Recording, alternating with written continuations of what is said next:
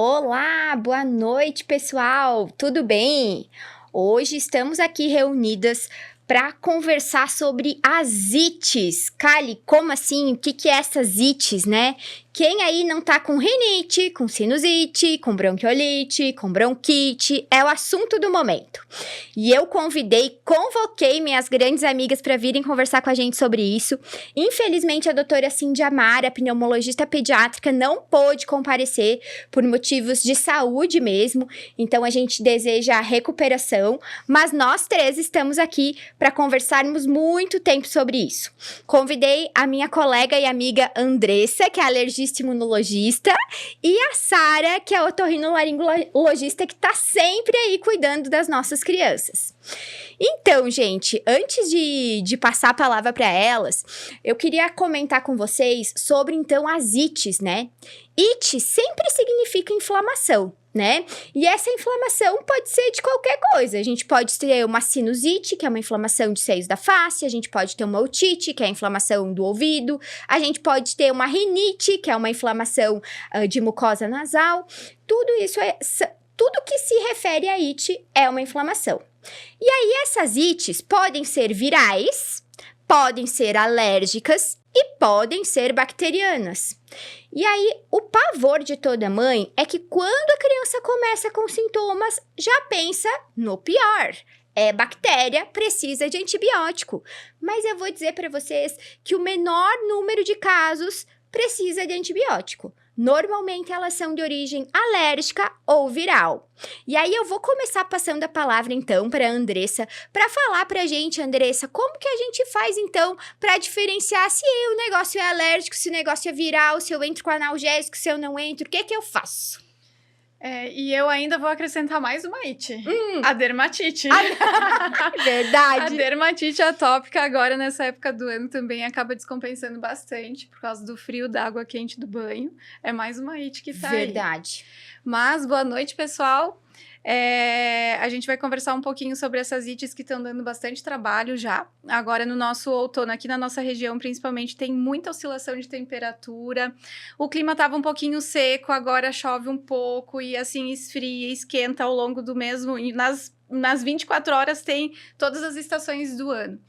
E às vezes confunde porque o paciente já começa a ter coriza, já começa a trancar o nariz, às vezes uma dorzinha de cabeça, aquela congestão nasal, e ele fica pensando, será que é alergia? Será que é uma gripe? Será que é um resfriado? E começa a ficar difícil às vezes da gente conseguir diferenciar. O que eu sempre falo para os pacientes é, geralmente, nas rinites, o paciente começa também com coceira no nariz, coceira nos olhos. Tem os espirros, aqueles espirros em salva, um atrás do outro. Mas todos esses sintomas podem andar junto também com uma gripe. Quando é da parte alérgica, geralmente o paciente tem contato com ácaro, com poeira, ou às vezes o mofo, que pode começar a ter agora nessa época do ano também, pelo de animais. Lá na primavera pode ter o pólen, aqui na nossa região tem muito pólen com as plantações também. Mas quando é alérgico, o paciente toma o antialérgico e ele melhora. Tem um antialérgico de crise, que ele toma 2 dias, às vezes uma dose do antialérgico de crise, ele já estabiliza. Quando tem vírus associado ou bactéria, são sintomas mais prolongados, tá? Lá 4, 5 dias, uma semana ainda com aquela congestão nasal e ficando ruim e às vezes até piorando com o passar dos dias. E tem que lembrar também do tratamento preventivo, né? Geralmente o paciente que tem alguma alergia, geralmente as doenças alérgicas elas são crônicas, o paciente precisa fazer o tratamento preventivo para se manter melhor estabilizado. Mas para diferenciar um pouquinho, a alergia, ela nunca causa febre. A alergia, o paciente não tem febre. Então, se ele começa a ter febre, é porque tem alguma infecção junto. Ele até pode começar com um sintoma, uma rinite mesmo, né? Ou até uma crise de asma, pode acumular secreção e acabar infectando depois. Mas na parte alérgica, o paciente não faz febre. Ele fica mais propenso às infecções virais e bacterianas, mas não costuma ter febre. E o antialérgico, eles respondem super bem. vale a pena a gente comentar que essa febre significa uma infecção que não necessariamente é bacteriana. Uma infecção viral também dá febre.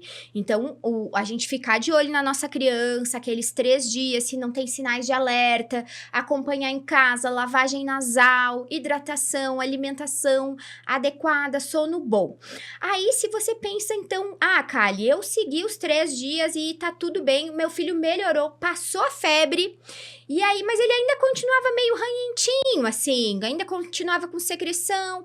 Aí, depois de 7 dias do quadro, começou de novo uma febre, dor de cabeça e dor de ouvido.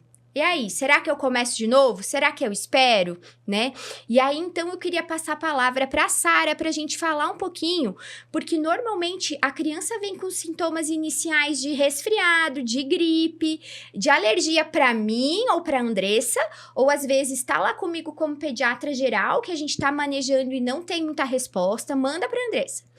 E aí, quando o negócio complica, assim... A gente manda pra Sara. A gente manda pra Sara. Poxa, aquela criança tá fazendo otite todo mês, tá precisando de antibiótico todo mês, tá fazendo rinocinusite. E aí, o que a gente pode fazer, Sara, pra evitar? Já que a circulação viral a gente não tem como evitar nessa época do ano. Oi, tudo bem, pessoal? Então, eu estou muito feliz por ter sido convidada. Eu fico muito grata por termos pediatras de uma atenção tão grande com os pacientes, porque eu nunca recebo um encaminhamento, assim, solicito avaliação grata. Isso para o médico, ele é muito amplo, né? Então, qual é a avaliação? Geralmente, essas 2 colegas maravilhosas me mandam áudios, textos, exames. Então, o paciente ele já vem todo mastigadinho para mim. O meu trabalho é muito mais fácil graças a vocês. Então, eu queria deixar isso bem claro aqui a todos. E é assim, as otites, sinusites, mastoidites, né? O que é a mastoidite? É uma infecção já mais complicada, além da otite. Elas são complicações, geralmente, de um quadro de um resfriado, né? De uma rinocinusite aguda, que pode ser viral, bacteriana, mas geralmente viral. Ou mesmo de um quadro alérgico muito exacerbado, que acumula muito muco, né? Então, às vezes, aquele fenótipo de um paciente de rinite alérgica que tem muito muco. Mas, assim, quando essa cronologia dos 15 dias, ela é muito específica, eu já tenho que ver o paciente, porque geralmente já é um quadro mais complicado. Ou seja, o antialérgico, a medicação para febre, dor, não foi o suficiente para conter aquela infecção.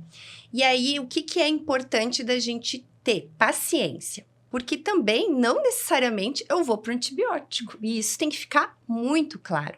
Não é necessariamente uma otite que eu vou usar um antibiótico. Eu vou ter que avaliar a faixa etária da criança, se são quadros de repetição, ou se é uma criança que já tem uma perda auditiva, se ela já tem um atraso do desenvolvimento, se ela já está com muita dificuldade de ganho de peso. Então, isso tudo vai para mim e eu tenho que respirar, acalmar os pais e muitas vezes rever essa criança em até 48 horas, 5 dias. É assim que eu faço. Porque eu acho que o uso indiscriminado de antibióticos para sinusites e otites não tem ajudado. Então, vamos lá. Eu vou pegar 2 casos, assim, bem fáceis. Uma criança de 6 meses que teve uma bronquiolite, ficou internada, ficou muito tempo deitada, ficou entubada, enfim. E ela teve uma dor de ouvido, né? Que a criança pequena, ela não vai falar, mamãe, tô com dor de ouvido. Ela vai parar de comer, ela vai ficar muito irritada, vai chorar. E surge um abaulamento na região de trás do ouvido. Eu não tenho nem o que pensar. Eu vou internar essa criança, existe um risco iminente de até uma meningite, um abscesso no cérebro, porque é uma criança muito pequena, ela nem tomou, às vezes, todas as vacinas, enfim. E aí, eu vou pegar uma criança de 6, 7 anos que já sabe se comunicar, que já sabe dizer onde dói, que sabe dizer que tá ouvindo, não tá ouvindo. Às vezes, a gente entra com anti-inflamatório, às vezes tem que lançar a mão do corticoide oral, infelizmente. Mas, assim, avaliar realmente se é necessário, se é unilateral ou se é bilateral para a escolha do antibiótico. Às vezes a gente manipula tanto essas crianças, não digo só a gente no consultório, porque às vezes é difícil a gente ficar vendo, principalmente nessa época do ano, a criança em várias consultas, e aí eles acabam indo várias semanas no pronto-socorro, né?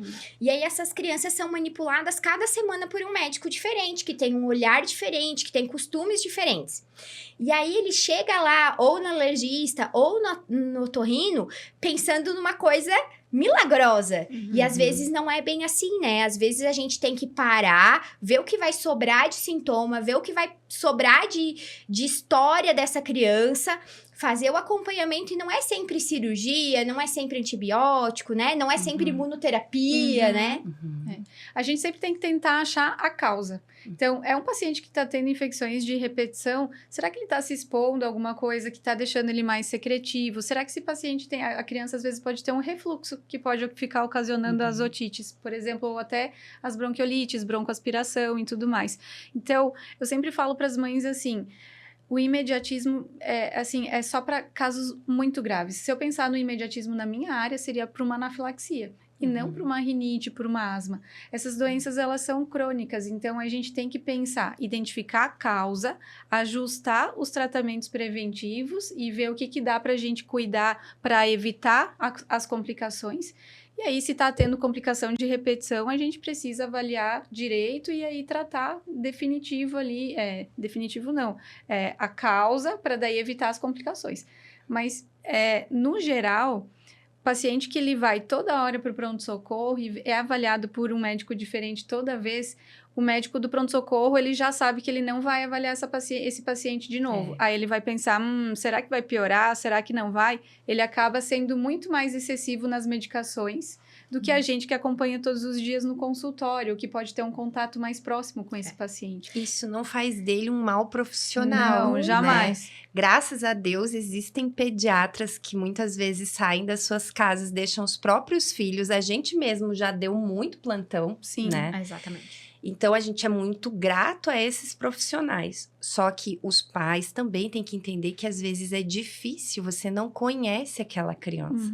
Por isso que eu falei, a nossa interação de conversar entre colegas com um olhar bem clínico, bem sem sentimento, enfim, né? Claro, a gente ama os pacientes, mas sem aquele viés do, meu Deus, eu tô muito preocupada, não sei o quê. Porque, geralmente, no pronto atendimento agora também, a gente tem que ter paciência, né? São, às vezes, horas de espera.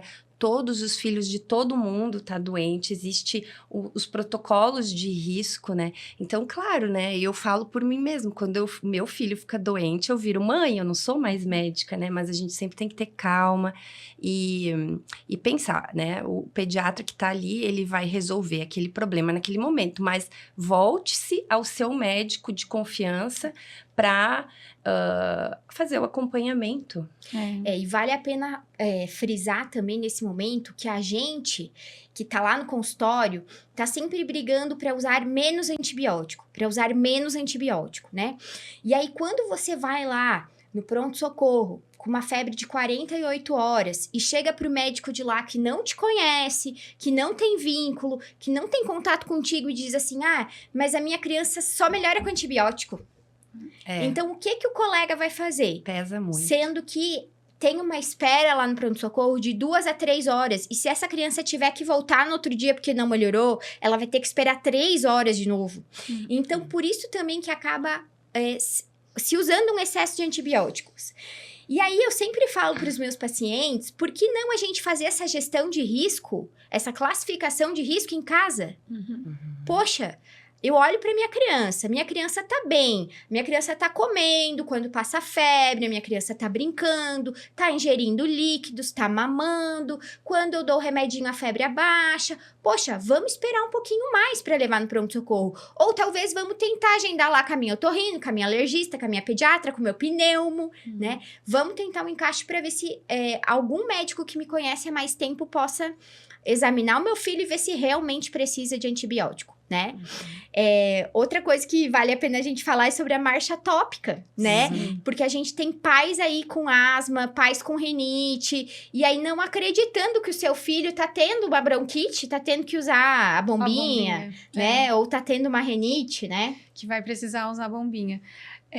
O ano passado a gente passou por aquela fase da fumaça, lá em agosto, setembro, e eu falo para os pacientes que depois daquilo lá deu uma degringolada total, tanto nos adultos quanto nas crianças. Então, a asma, se já tem pais asmáticos, as crianças sempre a gente vai ter que abrir o olho, tanto para rinite, quanto para asma, quanto para dermatite, porque a evolução, geralmente é isso, é dermatite atópica, vem para asma, bronquiolite, lactente sibilante, e depois já vai para rinite ou sinusites crônicas e tudo mais.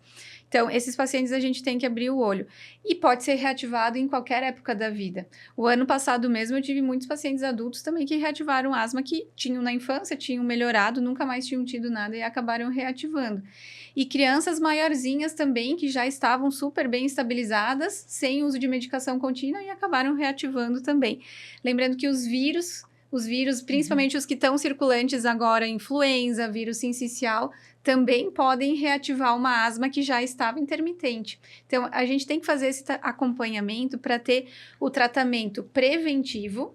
E o tratamento preventivo, eu sempre falo para os pais, tratamento preventivo é para que você, às vezes, entre em contato com o fator causal e isso não piore, não traga complicações para esse paciente, não fique desencadeando crise o tempo todo. E também para criança, principalmente, a gente não pode deixar com que ele perca função pulmonar, por exemplo, na parte da pulmonar, na parte da asma, das bronquites. Acho que na tua área também, Sara, a otite, a perda auditiva, né, que eles acabam evoluindo. O que eu comecei a observar? Que as crianças que iam para uma cirurgia de adenoide, tubo de ventilação, que seria a retirada da adenoide e o tratamento da otite por secreção atrás do tímpano, muitas estavam vindo com o tórax em tonel. Muitas.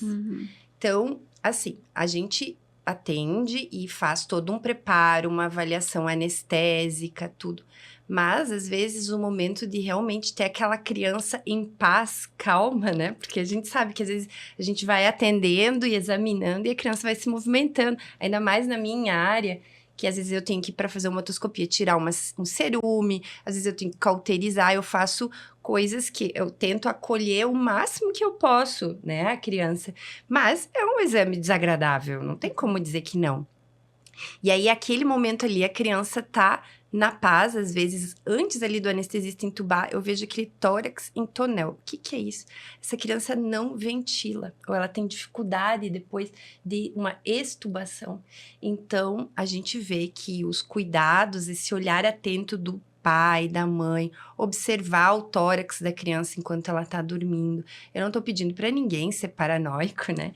Mas observar, não, mudou. Né? A criança tá com um esforço diferente, ou tá fazendo atividade física, tá tendo muita tosse. Eu tô vendo a criança no futsal, ele rendia mais, agora não tanto. Eu acho que a nossa geração de pais, ela tem, assim, muitas qualidades, né? Porque a gente tem esse olhar, assim, que... E tem acesso a coisas que antes não tinha, até tratamentos, né? Melhores. E informação, né? Tem muito mais informação, né? E inclusive, acesso aos médicos que acompanham. Eu acho que hoje em dia tem muito mais explicação, né? A geração médica também vem explicando muito mais para os pais, né? Como é a doença, como proceder, o que fazer, né? Eu acho que aí isso cabe a gente também. Acho que, às vezes, o médico, ele peca nesse ponto. A gente precisa passar a informação e explicar para os pais. A partir do momento que eles entendem o processo, olha, eu falo para os pais às vezes assim, olha, ele teve uma infecção por influenza agora, pode ser que ele fique tossindo por 1 mês. Não quer dizer que ele está com pneumonia, mas pode ser que ele fez uma hiperreatividade brônquica e ele vai ficar tossindo por 1 mês e depois vai ir melhorando.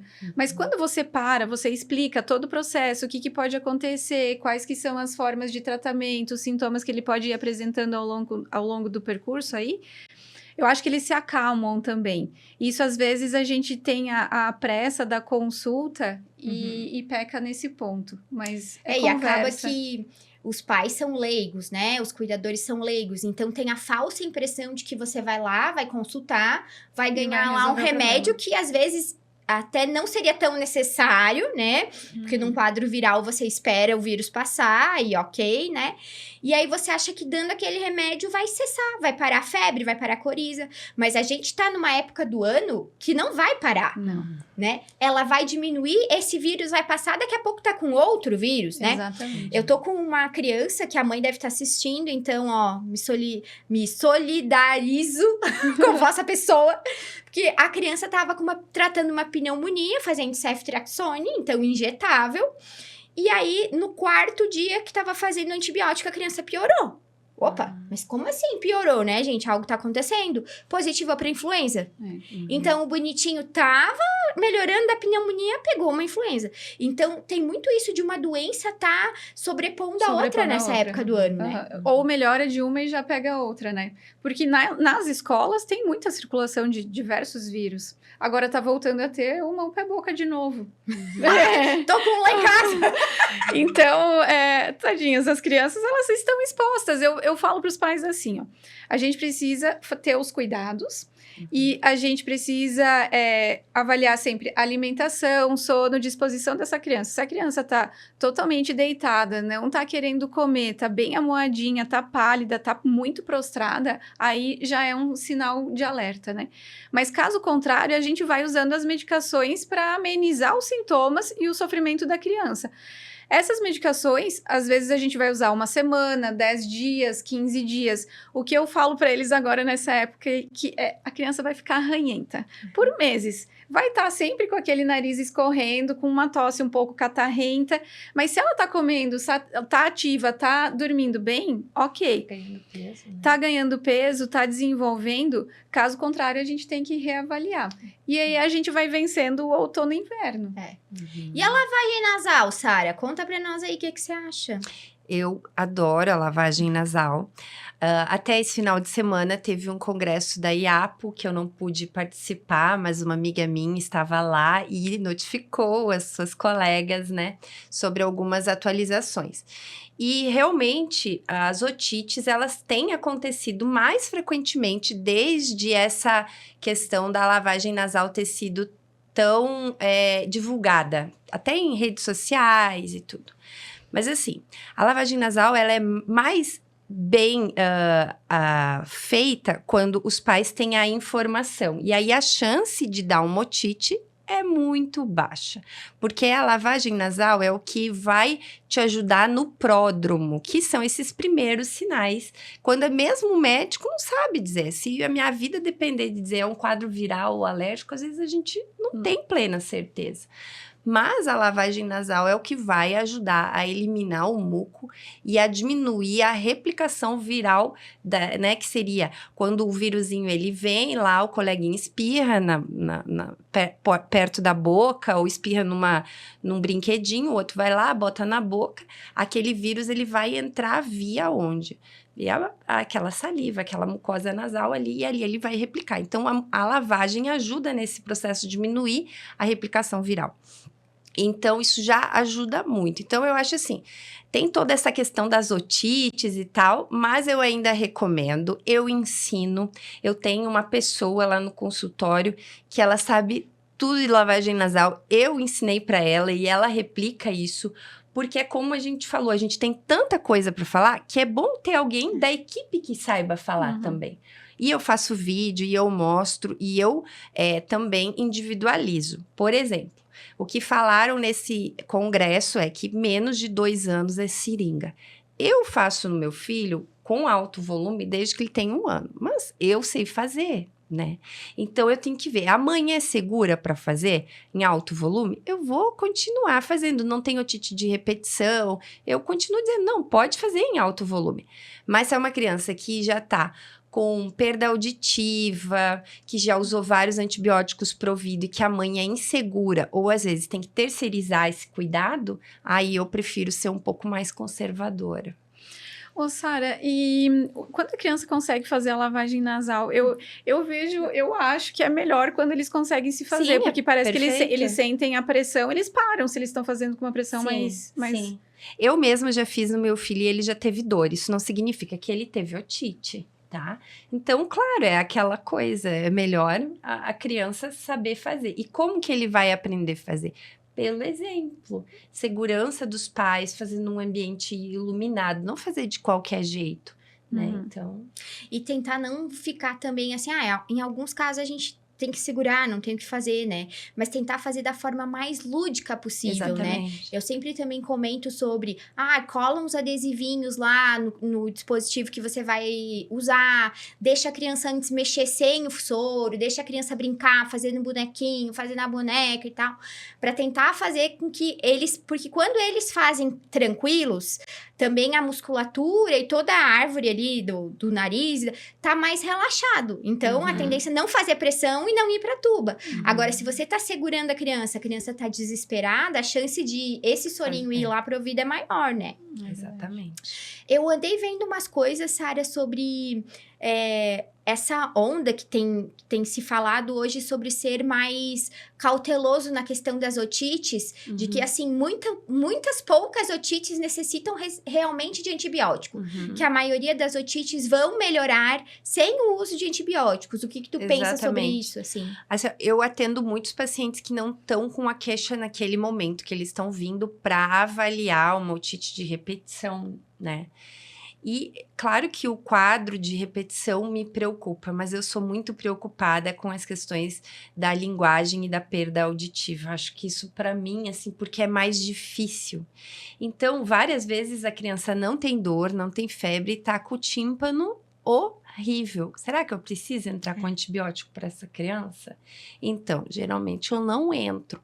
Mas é porque, assim, às vezes um quadro de otite, por ser uma cavidade muito pequena na criança e de difícil, às vezes até o antibiótico ele demora mais tempo para ele chegar ali na mastoide. Então, às vezes demora até 3 meses para um quadro, assim, deixar aquele ouvido limpo, translúcido.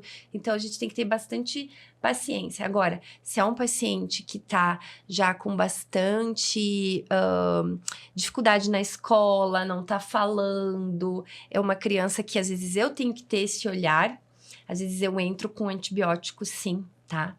E muitas vezes vai pro tubo de ventilação daí, né? Eu vejo muita criança que às vezes vem lá na consulta de rotina, eu faço muita rotina, né?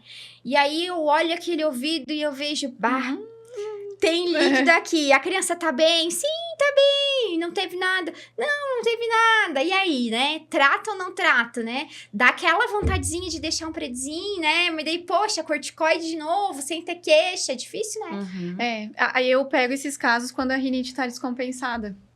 Aí, às vezes, só estabilizando a rinite, já melhorou. Diminui a produção de secreção nasal, não vai mais tanto para a tuba auditiva e o paciente estabiliza. E sobre a rinite nos nenenzinhos? Porque, Gente, teoricamente, não dá pra dar diagnóstico, né? Não dá, mas eu vejo, e é assim, ó, é batata. As mães já têm rinite, já tem alguma coisa, ou o pai tem alguma coisa, e o bebê, ele mal tá conseguindo aprender a se mexer, ele já tá lá. Eles não vão coçar assim, né? Eles vão fazer assim, ou eles vão fazer no ombro. Quando tu segura eles de pezinho, eles ficam esfregando o nariz no ombro aqui dos pais. Espirro também eu já vi. Espirros, muito, assim, coceira nos olhos. E eles vêm, pra mim, a maioria das vezes fora de infecção e tudo. E eu olho e o corneto tá aumentado. O que eu falo pros pais? Ajusta o controle ambiental em casa, que é bem importante isso. Então, tem algum foco de mofo, tem muito tapete, cortina, tá usando muita coisa perfumada, alguma coisa assim que possa estar desencadeando isso, a gente faz esses ajustes. Fazer a lavagem nasal, quando você higieniza o nariz, você tira os alérgenos ali do nariz e também ameniza bastante os sintomas. Depois que tá feito tudo isso, e mesmo assim o paciente persiste e ele começa às vezes ficar até mais congestionado, ficar ruim para respirar, às vezes eu entro com o corticoide nasal para tratamento da rinite. E funciona. É geralmente um período curto, mas é necessário, porque o bebê pequeno, ele precisa estar com a via aérea bem pérvia para poder mamar. E para dormir melhor também. Então, se isso está prejudicando na mamada, vai prejudicar no desenvolvimento dele. E a gente tem que pensar nisso também. E aí a gente pensa naquilo também que às vezes os pais ficam com medo, né? Poxa, tão pequenininho, eu já vou usar um corticoide nasal, porque hoje em dia tem muita informação, né, sobre corticoides. E aí a gente tem muito isso também com o corticoide inalatório, para as bronquites, né, para os lactentes sibilantes, que agora não pode mais chamar de lactentes sibilantes, é asma, né? Mas isso é só uma questão de nomenclatura. Então, às vezes, você vai lá, a criança já veio consultar várias vezes com um quadro sibilante, assim, você fala, ó, vamos usar esse corticoide inalatório durante 3 meses, o inverno. Ah, mas meu filho não vai ficar dependente disso, não vai ficar com asma por causa dessa bombinha. Então, a importância da gente manter um tratamento preventivo para que ele não complique realmente, exatamente, né? Na parte de sibilância, mais ainda, porque você está mantendo um pulmão inflamado. E esse pulmão inflamado é um prato cheio para vírus e bactérias se instalar e trazer as complicações, até perda de função pulmonar, né?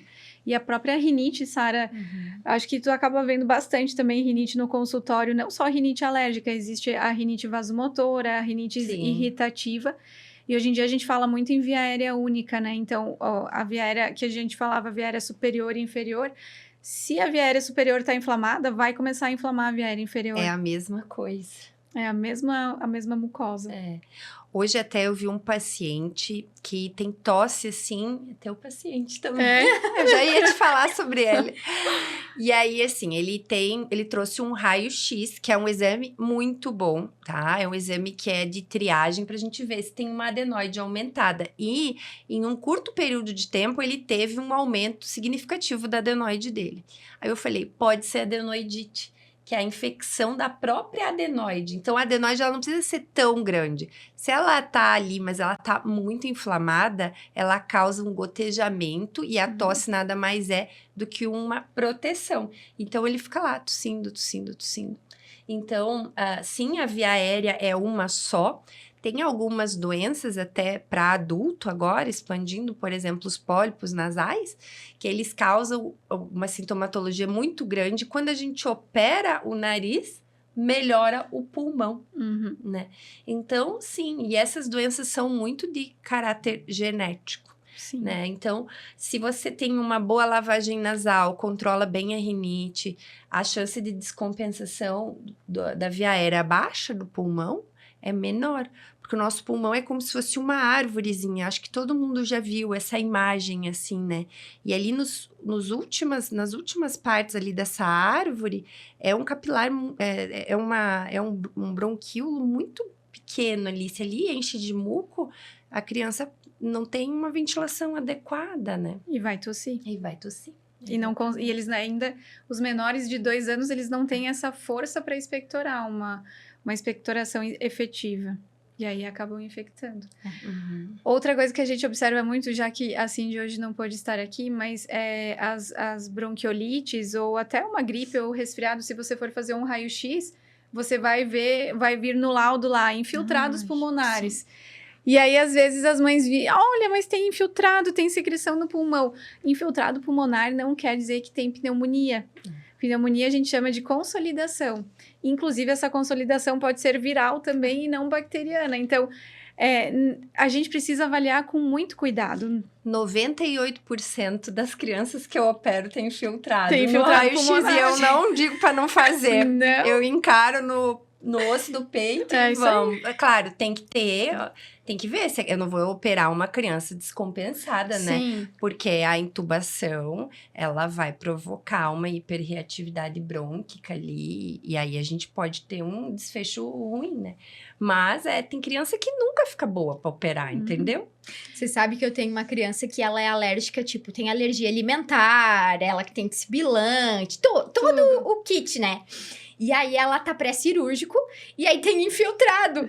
E aí o médico que ia operar ela falou, não vai dar pra operar porque tem esse infiltrado. Aí eu falei, mas gente, mas ela tá tossindo, ela tá doente? Não, ela tem um pouquinho só de tosse, assim. Aí se ele for esperar limpar, vai demorar. Não vai, né? Agora mesmo, não, nessa época do ano. Nem no verão vai, né? E, eu vou dizer pra vocês que eu não posso dizer 100%, mas ó, eu acho que dá pra dizer quase 100% dos raios-x vem com o laudo como infiltrado perilar, né? Porque geralmente quando eles vão fazer o raio-x, eles já estão no processo de tosse, de secreção, então ele vai ter um padrão inflamatório. E aí, às vezes, o paciente manda o laudo, e aí a gente... Não é porque a gente é chata, né? A gente fala, ó, eu gostaria de ver a imagem, Eu né? sempre vejo imagem. Porque você tem que ver o quadro clínico da criança, como é que tá, se é viral, se é alérgico, se é bacteriano mesmo, né? Então... Se é um raio-x de boa qualidade também, né? Se é um raio-x... exatamente. A gente não trata a imagem, a gente trata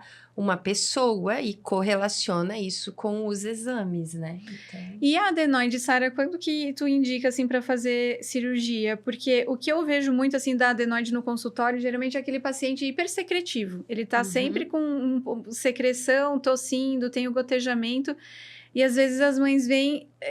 Tem os dois lados, né? Tem pais que já falam, meu Deus, será que precisa fazer cirurgia? Porque eu não queria fazer cirurgia e tudo mais. E já tem os pais que chegam, eu já quero fazer cirurgia para resolver esse negócio. Eu faço o que eu acho que eu devo fazer, né? A gente tem que, às vezes até tá acontecendo isso também, infelizmente, mas assim, né?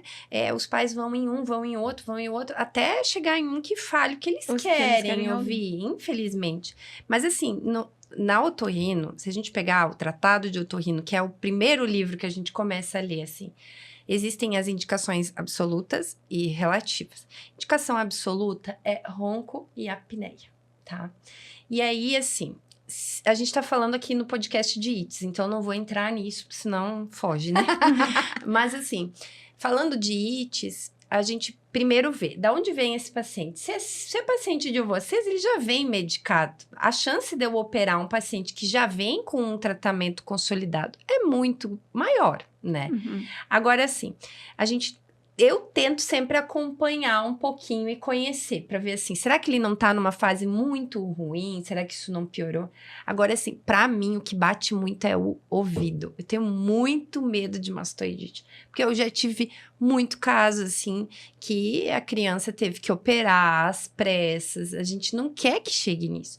Então, quando a adenoide, ela é uma adenoide moderada, mas que tá ali, tem secreção, não sei o que, vamos tratar primeiro. Agora, é uma adenoide moderada. A criança já tá com a arcada completamente já começando a alterar, com o palato flácido, com aquela postura de língua, a boca entreaberta, e tá com perda auditiva, eu tenho operado, sabe?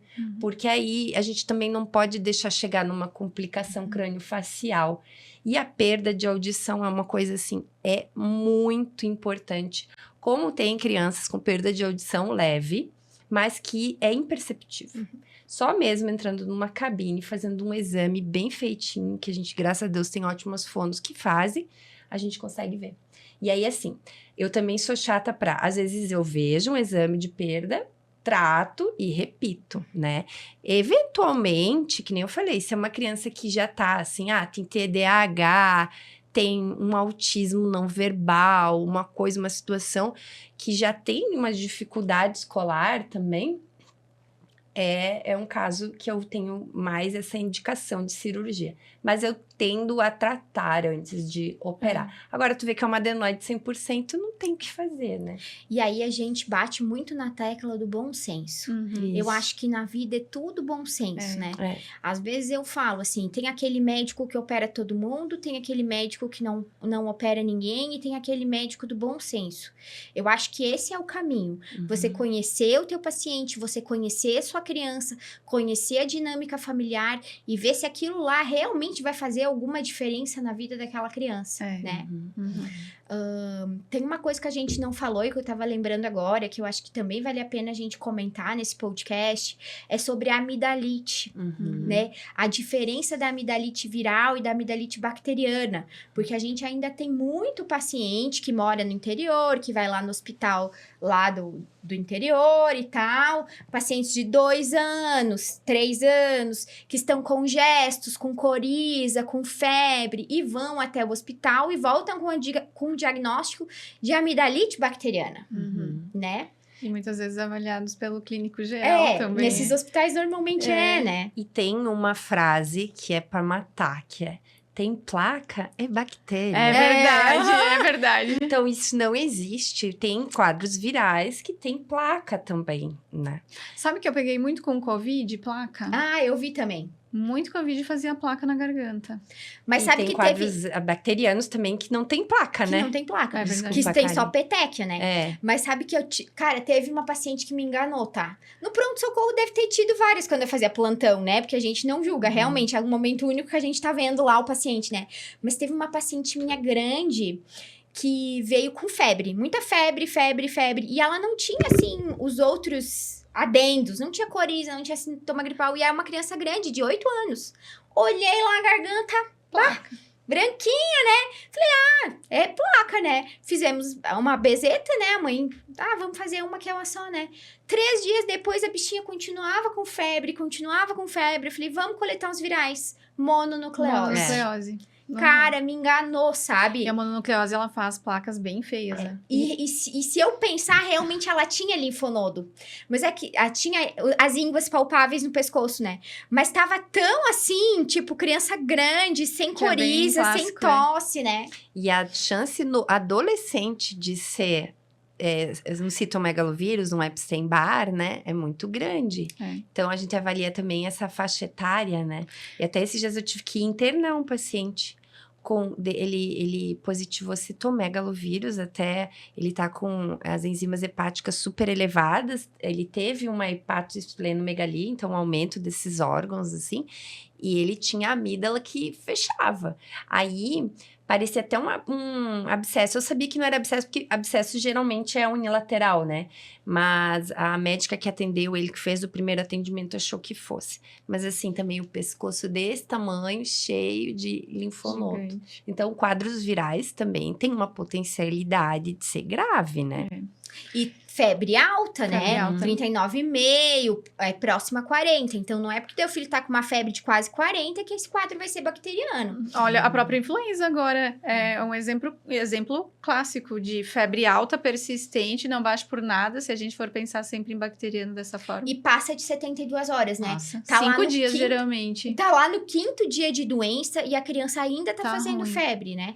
Eu tenho feito bastante o teste rápido de estrepto de orofaringe. Ah, pra Isso que eu ia diferenciar. falar, isso diferencia, não tem disponibilidade em todos os lugares, né? E aí, ele diferencia rapidamente. Porque o estreptococo é a bactéria que a gente precisa se preocupar. Alguns quadros bacterianos, eles vão melhorar também sem antibiótico.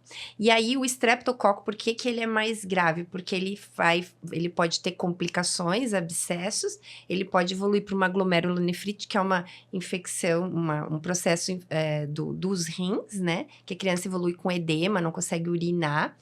E perda de proteína na urina, se eu não me engano, Sim. né? Uhum. E febre reumática, que aí, assim, com o uso da benzetacil diminuiu bastante, mas existem várias pessoas de 40, 50 anos na nossa região que tiveram problemas cardíacos devido à febre reumática. Mas como é raro a gente ter uma infecção estreptocóxica num bebê pequeno, né? Sim. Muito. É muito difícil, assim. A maioria dos meus que vem positivo é acima de 3 anos. Então, se a criança tá com sintoma gripal, tá com coriza, tá com tosse, né, tá com outros adendos, é difícil ser uma amidalite bacteriana. Normalmente a amidalite bacteriana vem só ali, né? Parou de comer e tá com febre. Mas não tem toda aquela questão, né, do lacrimejamento, da coriza. Uhum. Agora tem um outro vírus rodando, que é o adenovírus também. Ai, verdade. Temos que falar do adenovírus. O adenovírus, ele causa bastante, ele faz febre, né? Dá bastante febre. E o paciente começa com lacrimejamento, secreção ocular. As mães acham que já é uma conjuntivite bacteriana. E, na verdade, não é. Aí, depois começa nariz, começa tosse. Pode ter vômito e diarreia, assim como pode ter os sintomas gripais. Confunde bastante. O adenovírus veio com força total esse ano, assim, Veio. sabe? Eu tive vários pacientes que me mandavam foto assim, olha, tá com conjuntivite. Eu falava, peraí, vamos limpar 3 dias, vamos ver se não vem outra coisa, né? Aí a febre em 72 horas melhora, a secreção ocular também melhora e a criança começa a melhorar aos poucos, né? Então, eu acho que fica desse podcast, né? Principalmente o olhar atento à nossa criança, né? Toda a questão do... eu não sei se é vírus ou se é viral ou se é alérgico, né? Poxa, se eu já tenho uma história alérgica, talvez valha a pena eu ir lá e usar meu antialérgico de resgate, que a minha alergista deixou, que a minha otorrino deixou, que a minha pedi deixou, né? Vamos ver como vai. Contar essa febre 72 horas. E não é 3 dias, é 72 horas. Então, se a febre começou hoje à noite é ao minuto 0, não é o dia 1 hoje. O dia 1 vai ser amanhã à noite, né? Então, ter esse cuidado de contar as 72 horas de febre. E se a tua criança tá bem, tá brincando, tá se alimentando, a febre baixa, não levar o pronto-socorro correndo, né? Uhum.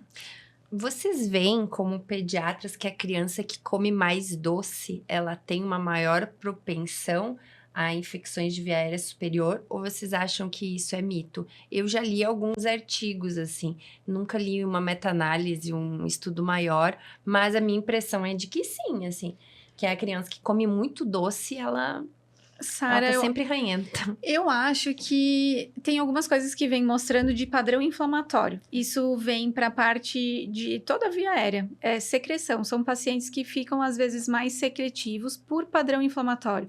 A gente, como adulto, fala em padrão inflamatório por alimentação errada. Para a criança é a mesma coisa. E o doce, ele entra nisso. Então, quando a gente ingere muito doce, não é uma alimentação saudável. E os pais precisam entender que isso não é saudável. Esse padrão inflamatório da ingesta do doce vai fazer com que o teu corpo produza mais secreção. Uhum. Tanto na via aérea, quanto às vezes um muco intestinal que a gente pode pegar. Pode ter mais cólica, mais distensão abdominal. E aí, isso, consequentemente, vem as infecções. E agora, só pra Andressa me matar nesse final, assim... Eu estudo muito suplementação e muita questão da microbiota, né? A microbiota intestinal. É o auge. Então, isso tem se falado muito da questão tanto do açúcar, e não se fala açúcar, assim, só o açúcar, mas os industrializados, os ultraprocessados e o leite. Né? Então, por isso que tem algumas pessoas que chegam pra gente e falam assim, eu tomo leite, piora a minha rinite. Mas, às vezes, não é a rinite, é porque acaba produzindo mais muco e aí acaba dando mais sintomas, né? Eu vejo que realmente a tendência é essa, a busca e os estudos hoje em dia são disso, de achar os alimentos e os componentes inflamatórios que possam piorar as alergias ou as intolerâncias. E outra questão que a gente tem que pensar é que quando a gente fala em imunidade boa, o que a gente fala? Sono, brincar ao ar livre e alimentação saudável. Poxa, cadê a alimentação saudável cheia de açúcar industrializado, né? Então, eu acho que aí também pega, né? Que as crianças que se alimentam mal ficam mais doentes. E realmente é isso. E o leite, eu falo para as mães assim, você já parou para pensar que quando você exclui o leite da dieta, você para de comer porcaria? Porque às vezes a gente culpa muito o leite, mas às vezes é o que vem junto com o leite. É o achocolatado, é o brigadeiro, é o chocolate. É o bolo, o biscoito. É o bolo, é o biscoito. Então, às vezes, é aí que tá o problema. É onde o leite tá introduzido ali. Então, se você toma um iogurte natural, a maioria das vezes tu não vai ter nada.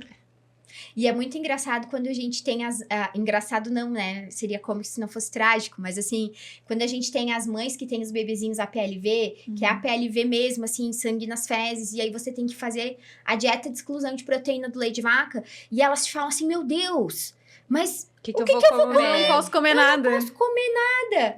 Daí a gente fala assim, mas como assim? Tem todas as carnes, tem todos os legumes, tem vegetais, mandioca, arroz, polenta, macarrão. batata, macarrão, né? Então tem toda a base alimentar, só vai sair as porcarias, né? E a alimentação, junto com o sono adequado, é o prato cheio para a imunidade. Não adianta a gente investigar, assim, achar que tudo é imunodeficiência, né? Porque as imunodeficiências primárias, que são as mais comuns, elas ainda são raras, né?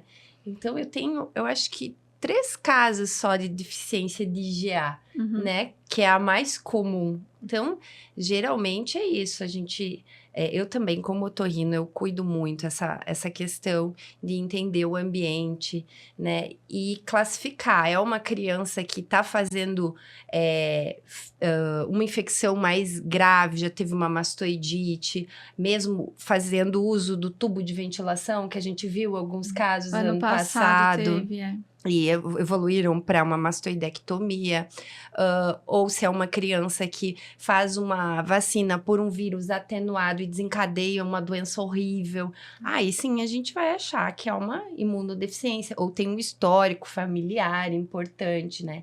Pneumonias de repetição, enfim. Aí sim, mas isso é tão raro, então a gente começa fazendo o básico, bem feito, né? Essas consultas de puericultura, tudo que as meninas ensinam, isso é um valor para a vida toda, né? Porque a infância, ela vai consolidar a saúde da vida inteira. Então, começa errado. Todo mundo da nossa infância, né? Eu cresci comendo pão com chimia e leite com Nescau, né? Era meu café da manhã. E isso com certeza deve me afetar até hoje, assim, por mais que meus pais, né, amo eles, meu Deus, eles faziam tudo que era do alcance, mas né? não se tinha isso. A minha mãe falou, a gente saía do pediatra com uma lata de leite ninho. Né? Então, olha, eles não falavam e um pirulito. aleitamento materno, né? Ainda tem criança que pede pirulito no consultório. No de vocês, não? Sim. Não vou ganhar um pirulito. E o não, pirulito? aqui não. E a bala, mas não. eu confesso que às vezes eu tenho deixado uns cookies lá, assim, como moeda de troca. Faz tudo errado. Eu falo, se deixar a Tem que deixar titia o palito. tirar essa cerinha do ouvido... O palito, minha filha. O palito, eles pegam 4, 5. Eu não tenho Já na autoridade gaveta. nenhuma já com as crianças. Eles sabem que lá tem os brinquedos, eles vão mexendo. Não tem autoridade, já perdi. Eu acho que uma coisa bem importante pra gente ir finalizando, mas às vezes os pais acham que o antibiótico vai ser a resolução de todos os problemas, mas a gente tem visto, infelizmente, que os antibióticos têm trazido muitas consequências más. A gente tem pego resistência a antibióticos, a gente tem pego microbiota intestinal horrível. Eu falo para os pais assim, não melhora da diarreia nunca, será que é uma alergia alimentar? Mas tá tomando um antibiótico atrás do outro, tá com uma disbiose intestinal horrorosa, não absorve nada de vitaminas por causa dessa disbiose. Então, a gente tem que ponderar, tá tendo germe resistente, a gente tem visto nessa área esses germes resistentes, assim, crianças com 2 anos com germes resistentes. Então, isso é pelo uso indevido também dos antibióticos. Então, a gente tem que ter um pouquinho mais de cautela. O imediatismo, ele não funciona na maioria dos casos. E paciência, eu sei que é um saco, eles estão tossindo o tempo todo, eles não dormem, eles não deixam os pais dormirem em casa também.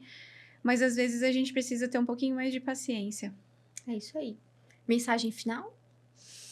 Então, amem as suas pediatras demais, elas valem ouro. No inverno, principalmente. Não, assim, é uma jornada. A gente sempre está estudando para trazer o melhor para as mães, para os pais, informação. A gente se dedica a esse momento da consulta, né? Eu acho que tá todo mundo interessado em um melhor desenvolvimento das crianças. Agora, a gente não tem respostas prontas. Vai ter um momento que eu vou ligar para a doutora Kali, para a doutora Andressa, e eu vou ter que discutir. Então, assim... confiem no médico, tenham uma boa relação, cultivem isso também, né? E as crianças, tudo, elas vão melhorar, tá? Então, o sistema imune delas, aos pouquinhos, vai melhorando. Vamos confiar nesses cuidados primários ali, né? Que as meninas já falaram. E é isso, muito amor a todos e paciência, lavagem nasal. Setembro tá logo aí, gente. Tá quase chegando. Setembro tudo se resolve. Não, pra mim a parte não. Pra mim Começa as alergias ao pólen. Vem a primavera em setembro. Não é tão fácil assim. Ai, gente, mas então o que a gente queria deixar ao fim dessa live é realmente paciência, né? Não pirem a cabeça, pensem, parem, pensem e olhem para a criança de vocês. Sigam a orientação do seu médico, sigam os seus tratamentos contínuos, pelo amor de Deus. Então, se é lá para usar 90 dias, mantenha os 90 dias. Não tente tirar porque a criança tá bem, porque se ela tá usando um preventivo é para ela não ficar dodói, para não precisar usar antibiótico. E por vezes a gente usa o preventivo e a criança adoece. Mas não é que ela não vai adoecer, ela vai adoecer. Mas ela não vai pegar pneumonia, ela não vai ser internada, ela não vai precisar de antibiótico, vão ser quadros mais leves. Então, olhem para a criança de vocês. Agradeço muito as meninas que vieram, amo vocês de paixão, né? Ai, a gente Sempre que indico agradece. elas, acho que a gente trabalha muito parecido, assim, pensando no bem-estar do paciente e de forma lúdica, porque nós trabalhamos com crianças. Então, a gente precisa ser lúdico para não ser um trauma para aquela criança ir para Não. consulta, né? Então, a live não vai ficar salva no Insta, vai estar lá no canal do YouTube, tá? Depois a gente coloca o link se vocês quiserem rever ou para quem não conseguiu ver hoje, quiser ver essa nossa super conversa deliciosa. Obrigada, meninas! Obrigada. Um beijo! Tchau, Tchau, pessoal. gente!